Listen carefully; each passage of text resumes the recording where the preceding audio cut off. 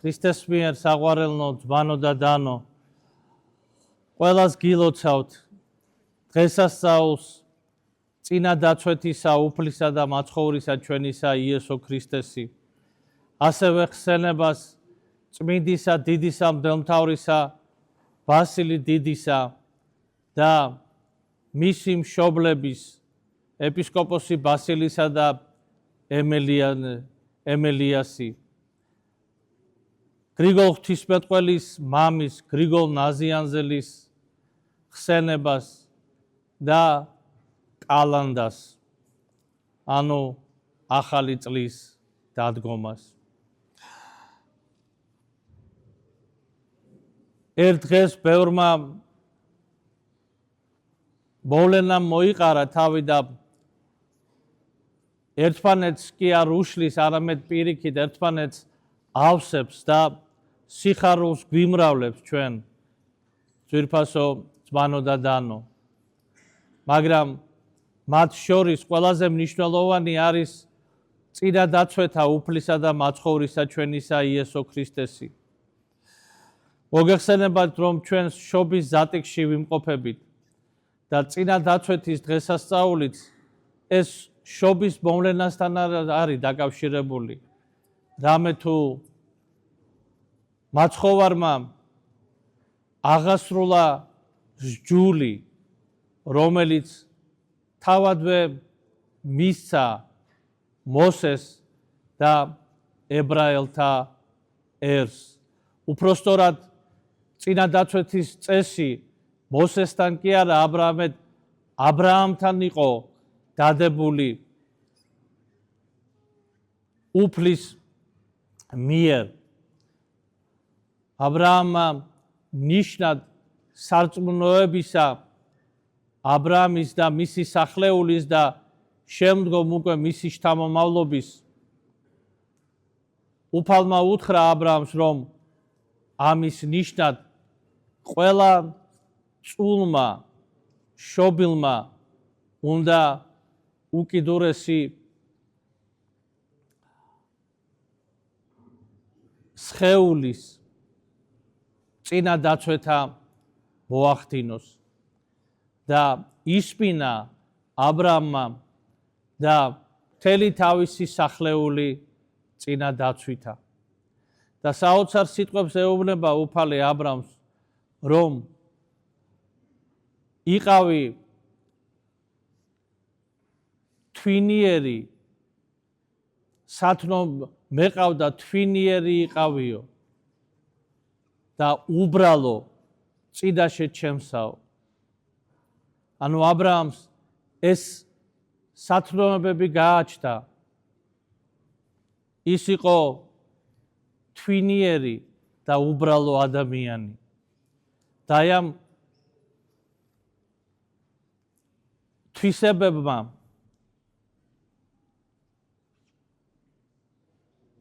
მას ბუნებრივად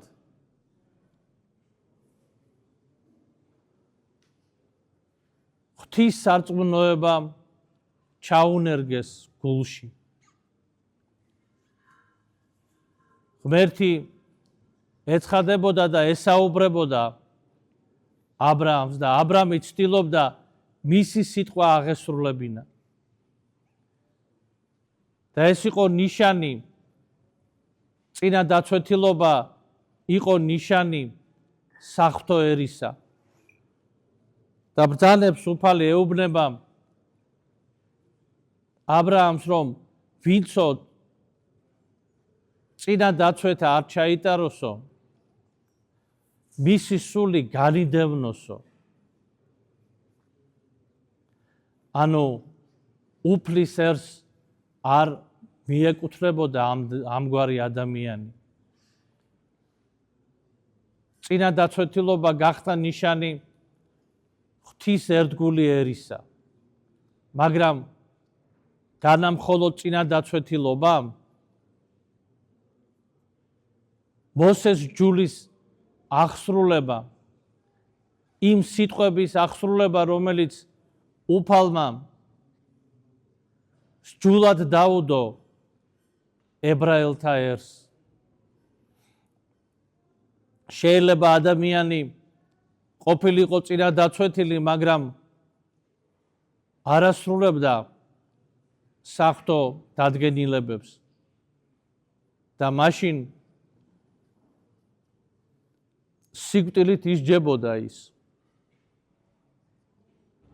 სიკვდილით ისჯებოდა ერისაგანც და ასევე მასზე რისხვა ღვთისა აღესრულებოდა. ამგვარი იყო აღთქმა დადებული ღმერთსა და ებრაელთა ერს შორის.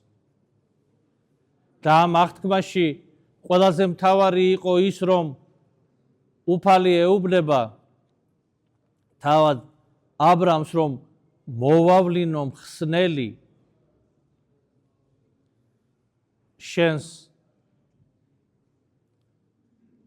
მემკვიდრეობაში, მხსნელიერისაც შენისა და მხსნელი კაცობრიობისაც. და აი ეს მხსნელი არის უფალი ჩვენი იესო ქრისტე,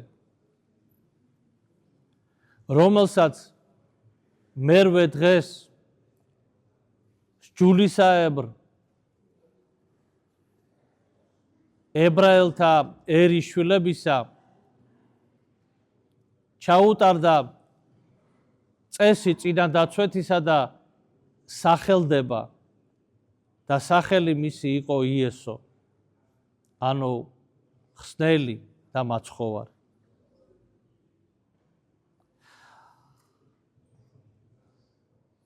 იმან ვინც სჯული მისცა ღვთისმრჩეულ ერს, მან სჯული აღასრულა. აი დღევანდელი წმინდა სახარება, რომელიც წავიკითხეთ, ამაზე მიგვითითებს და მოგვითხრობს, რომ უფალ მერვე დღეს მიიყვანეს უფალი იესო ქრისტე მისმა მშობლებმა ტაძარში და წინა დაცვეთის წესი აღასრულეს. დაარქვეს სახელი, როგორც ამას წესი მოითხოვდა. შემდგომ მოგვითხოვ სახარებამ, რომ 12 წლის ყრმა როგორ იყო სინაგოგაში, ებრაელთა შესაკრებელში. ესეც წესი იყო, ძვირფასო ძმანო და დანო. სჯულის მიხედვით უკვე მამაკაცი ამ ასაკიდან იწყებდა საკრებულოში სიარულს და ღვთის სიტყვის მოსმენას. შემდგომ ცნობილია, რომ მაცხოვარი 30 წლისა გამოვიდა ქადაგებად. ესეც სჯულის წესი იყო, იმიტომ რომ 30 წლის მამაკაცი ებრაელთა ერის წესის მიხედვით უკვე ითვლებოდა ადამიანი სრული, დაბრძენებული, რომელსაც სიტყვის თქმის უფლებაც ჰქონდა და მისი სიტყვაც გასათვალისწინებელი იყო.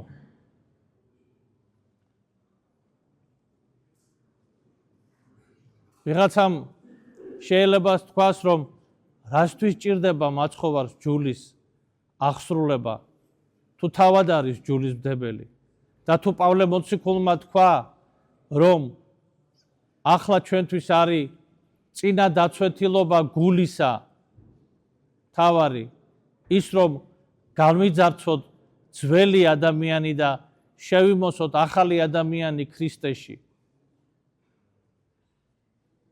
ცოდვათაგან წინა დაცვეთა. ეს არის მნიშვნელოვანი ქრისტეში. დიახ, ასეც არის. და ეს აღთქმა არის დადებული ახალი ქრისტესა და კაცობრიობას შორის. მაგრამ თავად უფალი ჩვენი იესო ქრისტე გვაძლევს მაგალითს იმისა, რომ როგორ უნდა აღასრულოს ადამიანმა და რაოდენ მნიშვნელოვანია ღვთისგან მოცემული ჯულის აღსრულება. და თუ ძველი აღთქმისეული ადამიანისათვის ჯულის აღსრულება იყო მნიშვნელოვანი და საჭირო, ასეთივე მნიშვნელოვანი და საჭიროა ჩვენთვისაც იმ ჯულის აღსრულება, რომელიც უფალმა ჩვენმა იესო ქრისტემ მოგცა. ძვირფასო ძმანო და დანო. და ამ ჯულის აღსრულებაზე ბევრ ადგილას მიანიშნებს ქრისტე ებრაელთა ერის შვილებს.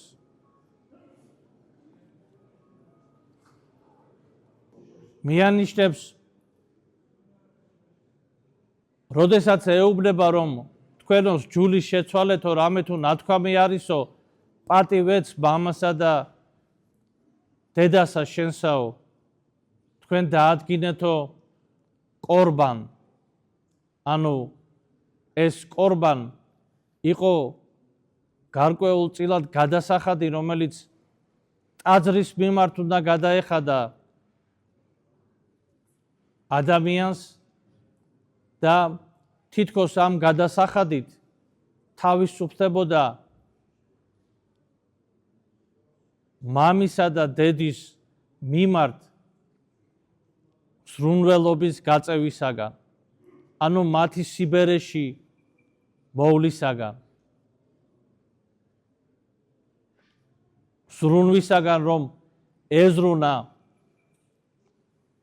მშობლებისათვის სიბერის ჟამს.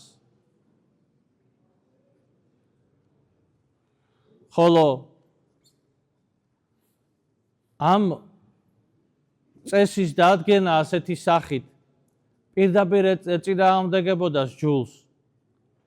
რამე თუ მოსეს ჯულით ადამიანი, ვინც მშობლებს პატივს არ სცემდა და ეს პატივისცემა იყო როგორც ხორციელი, ასევე სულიერიც, ვინც ეთავღებოდებოდა და ურჩი იყო მშობლებისა, ის სიკვდილით ისჯებოდა. იმიტომ რომ პატივისცემა მშობლისა ერთ-ერთი 10 მცნებათაგანია, რომელიც უფლისაგან მიიღო მოსემ.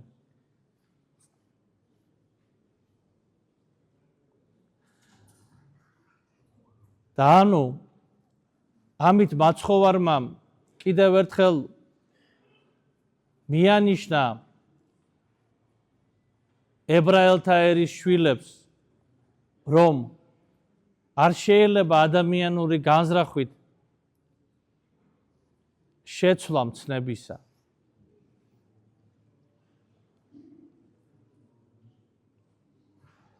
რომ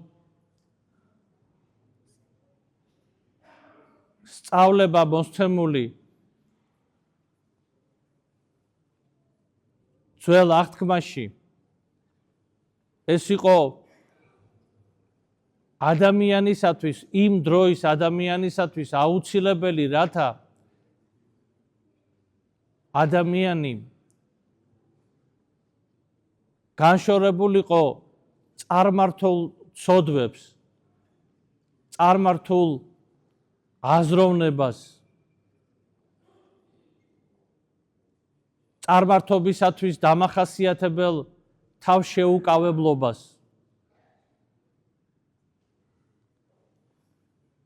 მოსეს ჯულს ადამიანი უნდა აეყვანა ადამიანის შემდგომი დაცემის, ნებროთისეული განდგომილების და წარღვნის წინასეული ცოდვიანობის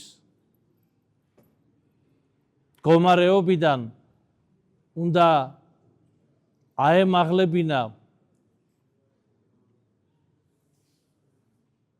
თავშეკავებისკენ, უნდა აემაღლებინა ღმერთთან კავშირისაკენ, აემაღლებინა ურთიერთ დახმარებისა და ურთიერთ სიყვარულის აუცილებლობისაკენ. და ამგვარად ამაღლებული ერი მზად იქნებოდა მესიის ხსნელის მისაღებად, რომელმაც ბრძანა, რომ გიყვარდეთ მტერნი თქვენიო. მოყვასის სიყვარული ძველ აღთქმაშიც იყო ნათქვამი. ძველ აღთქმას ეკუთვნის სიტყვები არ გაუკეთო ადამიანს ის, რაც შენი თავისათვის არ გინდა.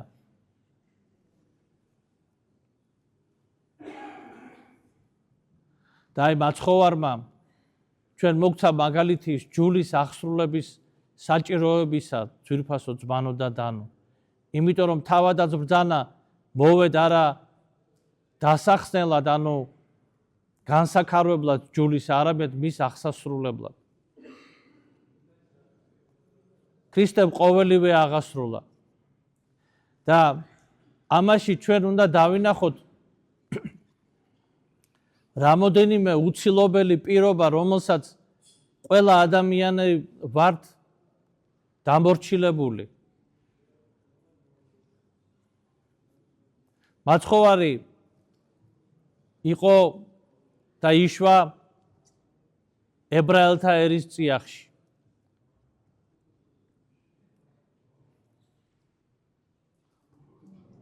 ყოველი ადამიანი, როდესაც ვიშვებით, მივეკუთვნებით ამა თუ იმ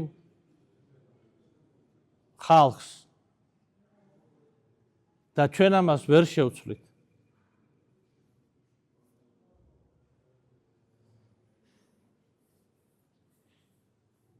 ეს არის უცვლელი პირობა ერთ-ერთი. უცვლელი მდგომარეობა. მეორე არის ის, რომ ვისგანაც ვართ ჩვენ მშობილნი, იმათაც ვერ შევცვლით, ჩვენ მშობლებს, ჩვენს წინაპრებს. როგორებიც არ უნდა იყვნენ ისინი ჩვენი წინაპრებიან და არიან და მაცხოვარიც აი თავის გენეალოგიაში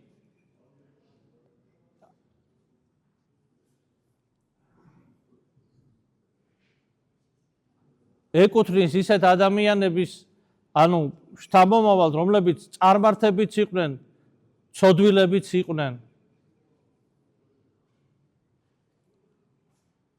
მაგრამ ამას კი არ მალავს წმინდა წერილი, არამედ პირდაპირ საუბრობს ამაზე. ანუ ეს არის ის, რასაც ადამიანი ვერ შეცვლის და არც უნდა ცდილობდეს ამის შეცვლას.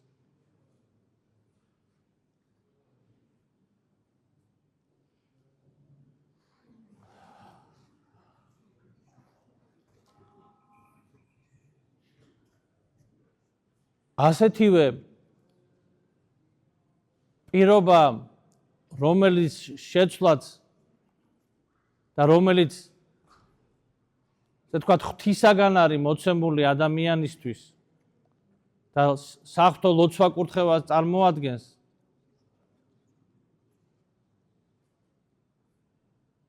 როგორც ძველ აღთქმაში იყო ისრაელის ერის შვილობა, ანუ ჯული, ეს იუდეველობა, ასეთივე არის ქრისტიანობაც.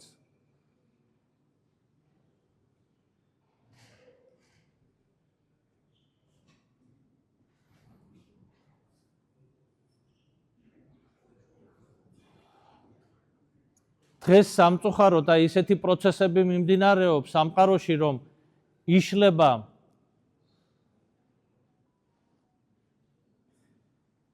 არა თუ სახელმწიფოები მხოლოდ, სახელმწიფო საზღვრები, არამედ იშლება ერების თვითშეგნება, იშლება ოჯახების თვითშეგნება.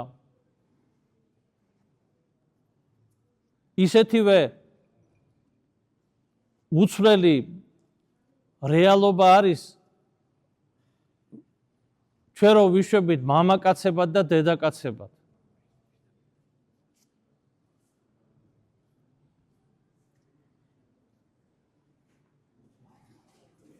ღვთის კურთხევაა ეს.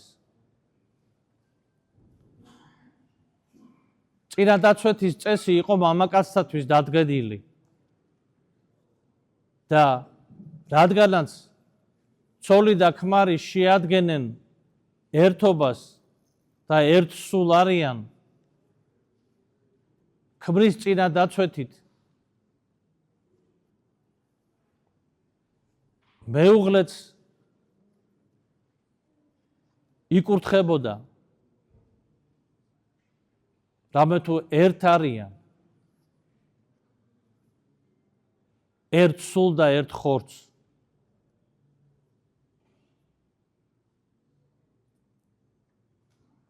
და მოციქული პავლეც ამას გვეუბნება, რომ ბორწმუნე ცოლისაგანო განიწმინდებისო ურწმუნო ქმარიო. აქაც იგივე მოქმედებას ხედავთ ჩვენ. ერთ ხორცს და ერთ სულმყოფი მეუღლეებისა.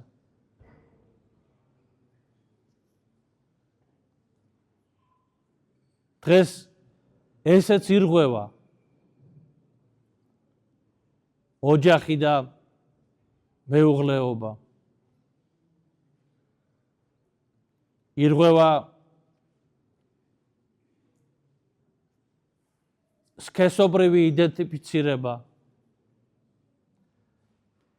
აი დღევანდელობა რას გვთავაზობს ჩვენ? ძვირფასო ძმანო და დანო.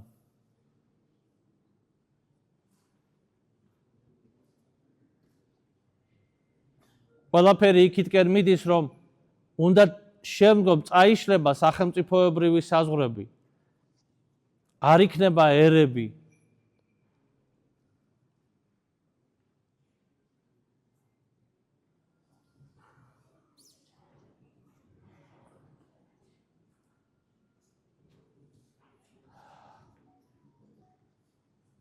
მაგრამ ჩვენ უნდა ვიცოდეთ, რომ რა ნიშნით კეთდება ეს ყველაფერი. წმინდა მოციქული პავლე ამბობს, რომ ქრისტეშიო არ არისო არცა ელინიო, არცა იუდეველი, არცა წარმართიო, არცა ქალიო, არცა კაციო, მაგრამ ეს ქრისტეშია. იმიტომ რომ ქრისტეში ჩვენ ყველანი ვართ ძმანი და დანი. და ერთად ვადიდებთ ღმერთს და სიყვარულის ნიშან-თვისებით ერთმანეთთან ვურთიერთობთ. მაგრამ იგივე პავლე მოციქული ბრძანებს, რომ მეო მოვკვდებოდიო ჩემი ძმებისთვის, ებრაელთათვის, მოვკვდებოდიო იმდენად განიცდის თავისი ერის მიერ ქრისტეს უარყოფას.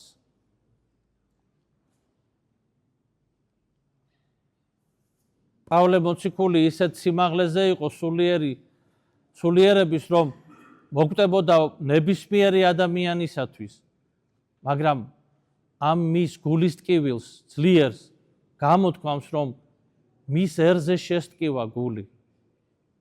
იმიტომ რომ ამ ერის შვილია, იცის ამ ერის წარსული, იცის ამ ერის მოწოდებაც, რისთვის უნდა ყოფილიყო გამზადებული ერი და ღმერთმაც რა განუმზადა ებრაელთა ერს. ესეც იცის და ერი როცა ამაზე უარს ამბობს, ამაზე სტკივა მას.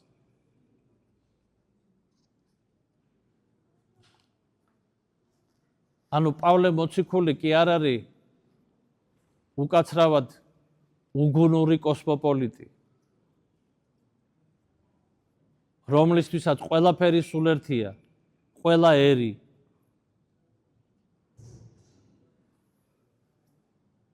თუ ოჯახი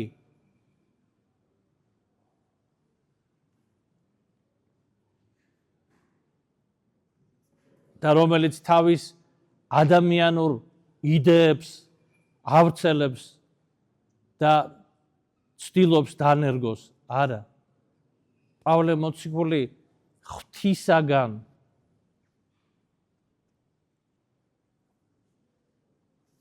მოცემულ დადგენილებათა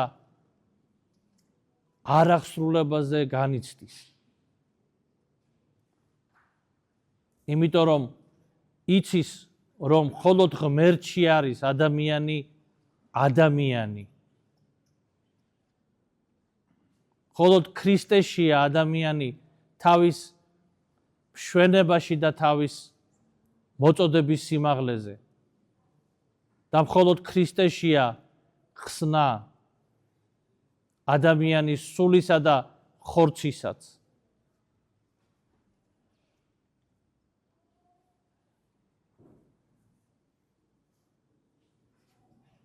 და თუ ამისათვის იყო მოცემული ძველი ჯული, ახლაც ჯული ახალი, აღთქმა ახალი, დადებული ქრისტესა და კაცობრიობას შორის, ეს არის მნიშვნელოვანი და ეს არის მაცხოვნებელი.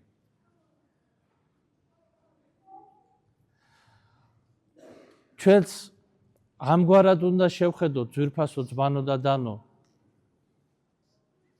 ჩვენს სარწმუნოებასაც და რა თქმა უნდა პირველ რიგში კი წმინდა წერილის სიტყვებს. შევხედოთ ჩვენს ეკლესიას, შევხედოთ ჩვენ წესს, შევხედოთ საკუთარ თავს, ჩვენს ოჯახებს, შევხედოთ ჩვენსერსა და სამშობლოს და შევხედოთ ადამიანსაც.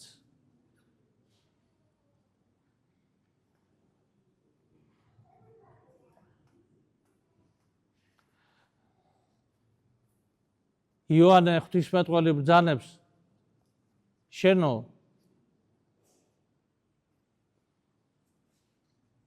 თუ ამბობ რომ ღმერთი გიყვარს და შენი მოყვასი გძულსო, შენო მატყუ არა ხარ.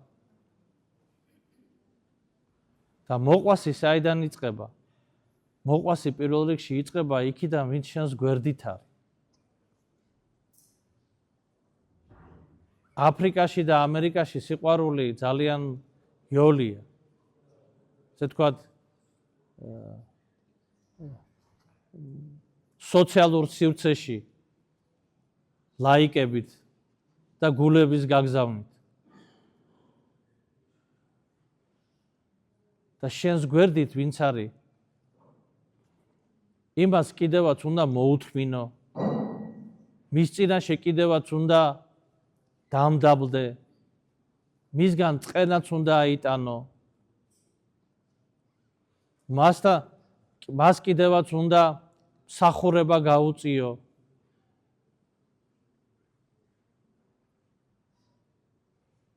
არც უნდა იდრტვინო, არც უნდა განიკითხო, არც უნდა გაბრაზდე.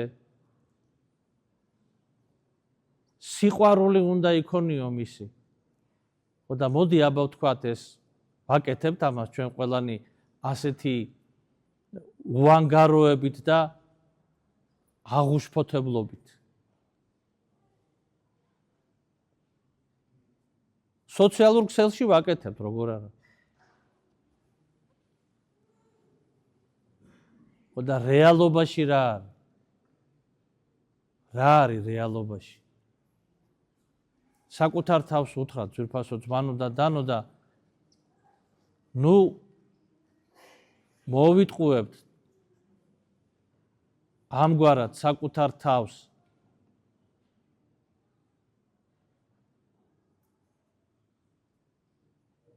ჩვენ შვილებსაც ხელს შეუწყობთ თავის მოტყუებაში. არამედ განვახორციელოთ სიყვარული. საოცარ სიტყვებს ამბობს ზირაქე,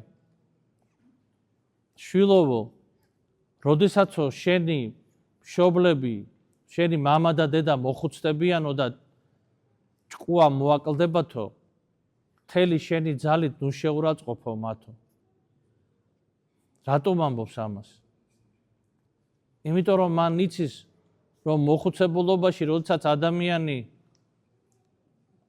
ადამიანს დაეწყება დემენცია, ის ნელ-ნელა გონებას კარგავს და მისი მოქმედება ზოგჯერ არის ძალზე რთული ასატანი. ის ზოგჯერ აგრესიულია.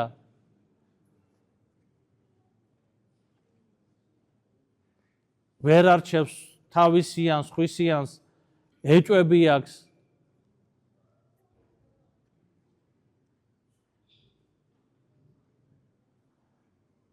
ძიმე ეჭვები, უნებლიე მოქმედებები აქვს ზოგ შემთხვევაში და ამას ამბობს, რომ ნუ შეურაცხყოფო მთელი შენი ძალით, არამედ რას ნიშნავს? მოთმინება გამოიჩინე მის მიმართ. რაოდენი მძიმეც არ უნდა იყოს შენთვის, შენ გამოიჩინე მოთმინება. რაოდენ მძიმე მოსავლელიც არ იყოს ის. შენ რაც შეიძლება ის გააკეთე მისთვის. შენი მხრიდან მოუარე თუ მომვლელი დაუყენე, როგორც გრიგოლ ხანძთელმა თავის დედას დაუყენა მომვლელი წლოვანს. მაგრამ ნუ იტყვი, რომ იცი რა, მე არ მეხება. ან მე არ შემიძლია ამის გაკეთება და მიხედოს ვიღაცა.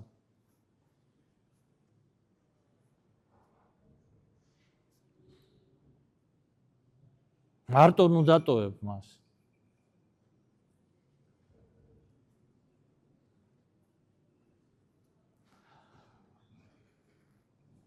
ამგვარად მრავალ სათნოებასა და სიბრძნეს გვასწავლეთ ჩვენ წმინდა წერილი ძვირფასო ძმანო და დანო. და ავყავათ ყველაზე მაღალ საფეხურზე სულიერებისა, როდესაც მტერიც როგორც მოყვასი ისე გვეყვარება.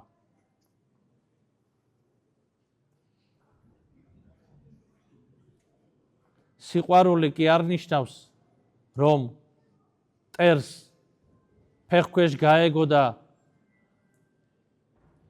მას თქვათ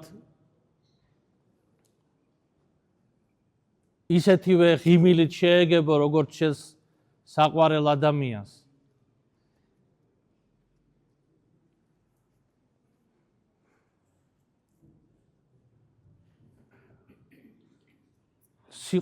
პირად მტერზე არ ვამბობ ახლა. პირად მტერს ასე უნდა ასეთი ურთიერთობა უნდა გქონდეს. მე ვამბობ მტერზე სარწმუნოებისა, სამშობლოსი,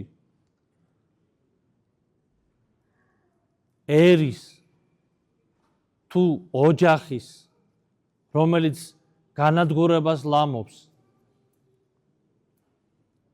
ამ ღვთისგან მოცემული წესის, ადამიანთა ერთად ყოფნის,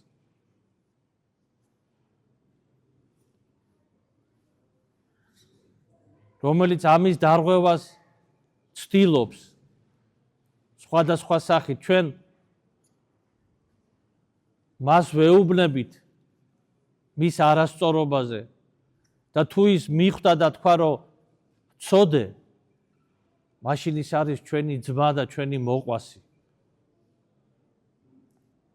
და თუ ის მძლავრობს ჩვენზე, მაშინაც ჩვენ მას კი არ წყევლით და სიძულვილს კი არ ვაფრქვევთ ჩვენი მხრიდან, არამედ სიტყვისაებ რუფლისა ვაკურთხებთ და და ვლოცავთ. იმიტომ რომ თუ ასე ვიქცევით ჩვენ, ეს გამოაჩენს, რომ ჩვენ ვართ ქრისტესნი და არა ამ წუთის სოფლისა, რომელშიც ტრობა, სიძულვილი, შური,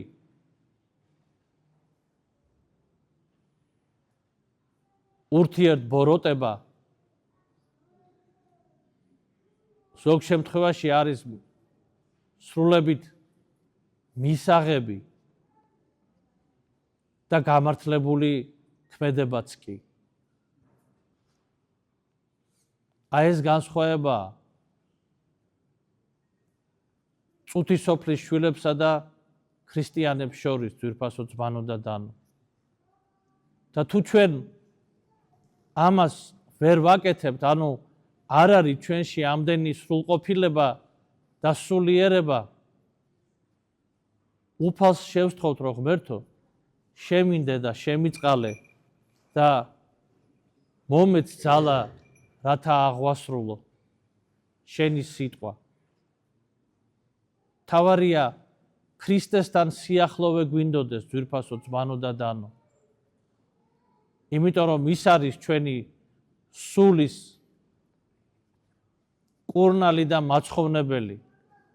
ის არის ჩვენი სულისა და სხეულის ხსნელი და გადამრჩენიც.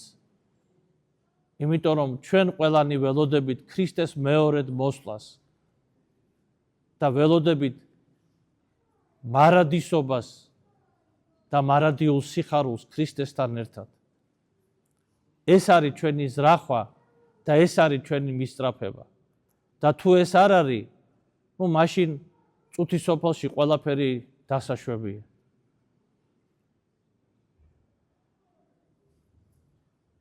და მაშინ მიწისაგან შექმნილნი მიწად ვიქცევით და მიწაშივე დავრჩებით. სატან ჯველად და